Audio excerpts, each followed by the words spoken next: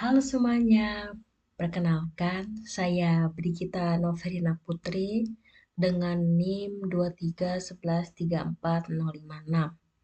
Di sini saya berasal dari Prodi PGSD. Saya ingin membuat video UAS di mata kuliah Pendidikan Agama dengan dosen pengampunya yaitu Romo Andalas. Di dalam video ini saya akan menjelaskan tentang agama dan kebangsaan di tahun politik. Agama memiliki peran penting dalam kehidupan masyarakat. Pada tahun politik, peran ini sering sekali menjadi lebih menonjol. Agama juga dapat digunakan sebagai alat mobilisasi politik, di mana para politisi mungkin menggunakan simbol-simbol agama untuk mendapatkan dukungan dari komunitas beragama. Politik juga dapat mempengaruhi kehidupan beragama. Pada tahun politik, sering sekali muncul isu-isu yang berkaitan dengan SARA, yaitu suku, agama, ras, dan antar golongan, yang dapat memperkeruh suasana sosial. Oleh karena itu, diperlukan kehati-hatian dalam menyikapi isu-isu ini supaya tidak memicu konflik horizontal. Agama dan kebangsaan harus berjalan seiring dalam menjaga persatuan dan kesatuan bangsa yang ada di Indonesia. Perbedaan agama seharusnya tidak menjadi penghalang untuk menciptakan solidaritas nasional di negara Indonesia. Di tahun politik, penting bagi semua pihak untuk mempromosikan nilai-nilai toleransi dan kebinekaan. Tahun politik juga dapat menjadi waktu yang rawan terhadap peningkatan radikalisme dan juga ekstremisme. Penting untuk mengidentifikasi dan mengatasi ideologi-ideologi yang dapat merusak persatuan nasional di Indonesia. Peran tokoh agama dalam menangkal radikalisme sangat vital. Hal yang dapat dilakukan adalah mengadakan dialog antar umat agama secara rutin, karena dapat membantu menciptakan pemahaman yang lebih baik di antara berbagai kelompok agama. Dialog ini sangat penting pada tahun politik supaya mengurangi potensi konflik dan juga dapat memperkuat persatuan di Indonesia yang memiliki keberagaman agama. Hubungan antara agama dan kebangsaan sangat berpengaruh terhadap stabilitas politik, terutama di tahun politik ketika aktivitas politik meningkat dan ketegangan sosial bisa lebih tinggi. Berikut ada beberapa cara hubungan tersebut mempengaruhi stabilitas politik. Yang pertama yaitu agama sering digunakan sebagai alat mobilisasi politik.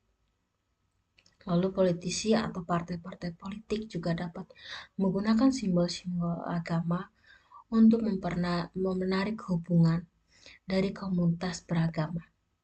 Jika dilakukan secara bijaksana, ini bisa meningkatkan partisipasi politik. Namun, jika digunakan untuk memecah belah ataupun menimbulkan kebencian, hal ini dapat mengganggu stabilitas politik dan sosial di Indonesia. Agama sering memiliki jaringan komunitas yang kuat. Jika hubungan antara agama dan kebangsaan diolah dengan baik, jaringan ini bisa digunakan untuk mempromosikan nilai-nilai kebangsaan, toleransi, dan persatuan di Indonesia. Ini juga dapat mempererat kohesi sosial dan stabilitas politik. Lalu juga ada kekuatan politik berbasis agama yang dapat mempengaruhi kebijakan politik. Dalam beberapa kasus, ini dapat menghasilkan kebijakan yang mencerminkan nilai-nilai moral yang etik dan etika yang tinggi. Namun, jika dikelola dengan tidak baik, ini akan menimbulkan kontroversi, terutama jika kebijakan tersebut dianggap diskriminatif terhadap kelompok tertentu. Terdapat isu-isu yang berhubungan dengan agama dan kebangsaan, yaitu penggunaan isu agama dan kampanye politik, di mana dalam penggunaan agama ini, agama digunakan dalam kampanye politik yang sangat semakin marak. Ada beberapa calon dan partai politik menggunakan retorika agama untuk menarik dukungan. Lalu juga adanya aksi solidaritas antar umat agama. Ini merupakan ada hubungan bakti sosial di dalam antar agama yang menolong uh, masyarakat yang terkena bencana.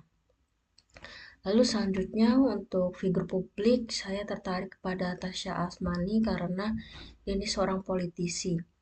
Dia juga akan menyuarakan pentingnya pluralisme dan toleransi beragama di Indonesia. Dan juga Samara ini juga aktif memperjuangkan hak-hak perempuan termasuk dalam konteks agama. Lalu juga saya tertarik dalam film Gundala karena dalam film Gundala ini memiliki pesan bahwa kita tidak boleh percaya dengan isu hoax karena di zaman sekarang kan sudah mulai banyak internet. Jadi kita harus pintar-pintar dalam mengolah informasi. Lalu saya juga tertarik dalam figur lintas agama yaitu Frans Magnis Suseno. Dia ini Romo Magnis, salah satu tokoh lintas iman yang termuka di Indonesia. Dia aktif sekali dalam dialog antara agama dan mempromosikan nilai-nilai kemanusiaan serta kebangsaan melalui tulisan dan ceramahnya. Dan juga dia dikenal sebagai salah satu yang aktif mendorong dialog antaragama dan kebinekaan. Sekian dari video saya. Terima kasih.